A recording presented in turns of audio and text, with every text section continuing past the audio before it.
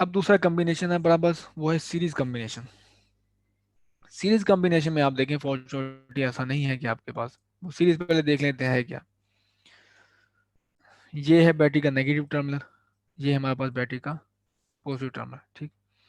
तो आप देखें कि जो कैपेसिटर को, अगर आप वोल्टेज ड्रॉप देखें इसका, ये यहाँ से ये यहाँ तक आपके पास जो वोल्टेज ड्रॉप इसका है कैपेसिटर वन का, और यहाँ यहाँ से यहाँ तक का जो वोल्टेज ड्रॉप है वो कैपेसिटर टू का है। तो दोनों को सेम वोल्टेज नहीं मिल रहा। दरम्यान में जो ये कैपेसिटर है उसको इस कैपेसिटर का वोल्टेज माइनस होने के बाद फिर आपको यहाँ पे वोल्टेज मिलता है, ठीक।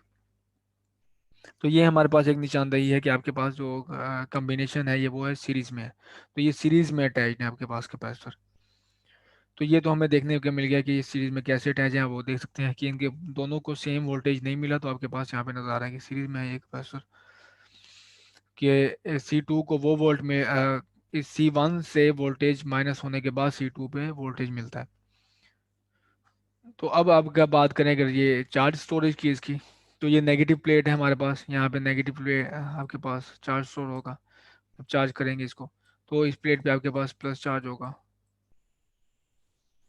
इससे प्लस होगा। अब ये वाला टर्मिनल हमारे पास नेगेटिव है, तो यहाँ पे हमारे पास इस तरह नेगेटिव होगा और यहाँ पे हमारे पास होगा प्लस चार्ज। और अब आप यहाँ पे देखें कि अगर आप इसको इक्विवेलेंट कैपेसिटर से रिप्लेस करें तो इक्विवेलेंट कैपेसिटर में क्या होंगे,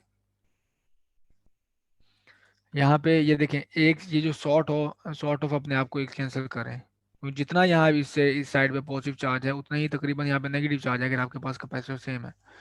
तो ये आपके पास पोटेंशियल जो है वो उसको जो charge as a whole store हो रहा है वो आउटर प्लेट पे है। ये आउटर प्लेट देखो प्लस, और ये हमारे पास माइनस है।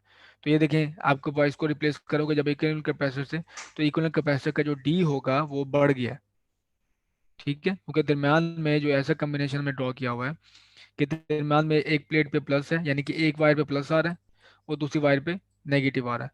तो ये देखिए चार्ज क्या हुआ, जितना प्लस है माइनस एज अ होल तो ये न्यूट्रल नजर आ रहा है अगर कैपेसिटर सेम है। तो जितना इस प्लेट पे प्लस होगा उतनी ही इस प्लेट पे नेगेटिव चार्ज होगा। तो दरम्यान में आपके पास इसको न्यूट्रल समझें, आप न्यूट्रल ही है। तो फिर आपके पास जो इक्विवेलेंट कैपेसिटर होगा उसकी एज अ होल जो डी है वो इंक्रीज हो गया, ठीक है, क्योंकि आपके पास ये जो न्यूट्रल हो गया दरम्यान में आपके पास जो इक्विवेलेंट कैपेसिटर है वो कुछ इस तरह से दिख रहा है, डी बढ़ गया।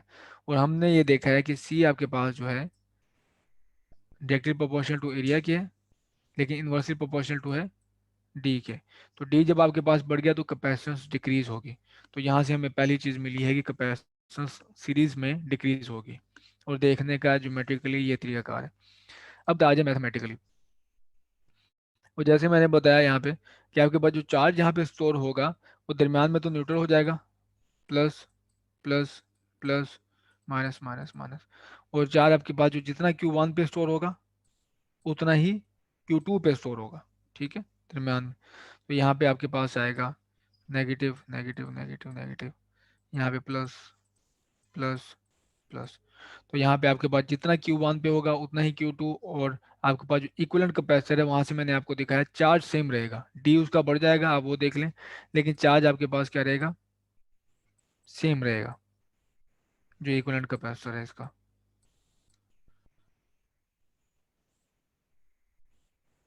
ये रहा मेरा इक्विवेलेंट कैपेसिटर। तो चार्ज उनका दोनों का ये इक्विवेलेंट का आपके पास सेम रहेगा।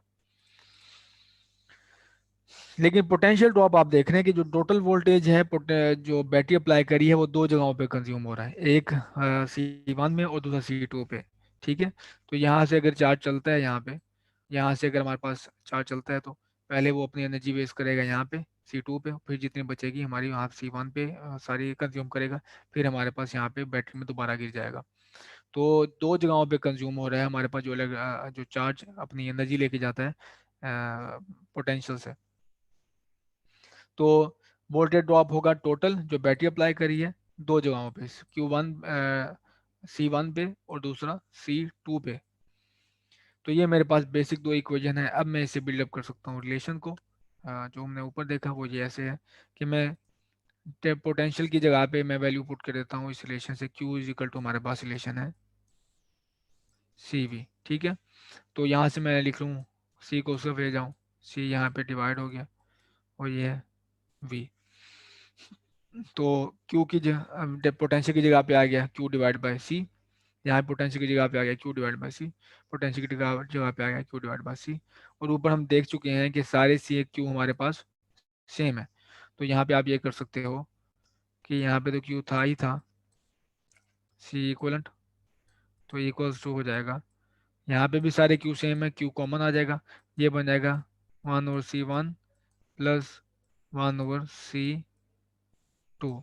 तो क्यू क्यू से कैंसिल और हमारे पास 1C equivalent is equal to 1C1 plus 1C2, 1/C2। तो ये रही मेरे पास equivalent capacitance when we have series combination. जब आपके पास सीरीज कॉम्बिनेशन तो इक्वलेंट कैपेसिटेंस आपके पास ये है।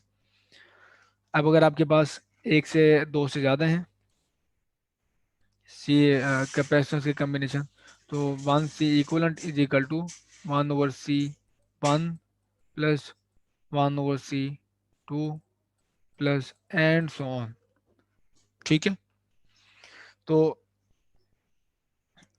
अब आप यहाँ से एक और चीज़ भी देख रहे हैं कि जो सी इक्वलेंट है, टोटल कैपेसिटेंस है एक सीरीज कॉम्बिनेशन की, वो इस पूरे कॉम्बिनेशन की जो मिनिमम कैपेसिटेंस है उससे भी कम होती है, ठीक है। ये आपके पास कॉम्बिनेशन में बता रहा हूँ मिनिमम कैसे है, और मैंने आपको तो बताया कि ये आप इसको इमेजिन कर सकते हैं कि वो इक्विवेलेंट कैपेसिटेंस ऐसा कैपेसिटर है जिसकी डी इंक्रीज हो रहा है, एज अ होल चार्ज तो सेम रह रहा है लेकिन डी इंक्रीज हो रहा है, और डी इंक्रीज हो तो हमारे पास कैपेसिटेंस डिक्रीज होती है।